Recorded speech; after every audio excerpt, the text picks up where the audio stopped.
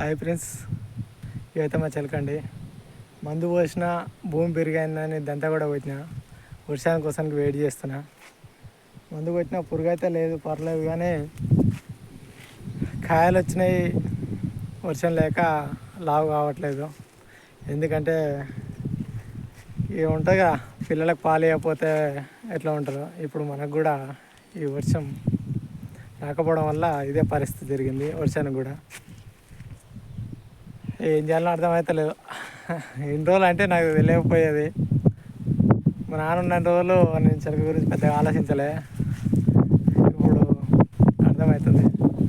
రైతులకు ఎందుకు అప్పు అవుతుందంటే ఇదే అనుకుంటా. బహుశా వర్షాలు సరిగా రాకపోతే కూడా ఇదే పరిస్థితి జరుగుతుంది. ఇప్పుడు వర్షం వస్తే తప్ప ఇది కోలుకోదు. ఈ వర్షం చేను చూద్దాం కోలుకుంటుందా లేదా అనేది నెక్స్ట్ వీడియోలో అప్డేట్ చేస్తాం. Okay friends.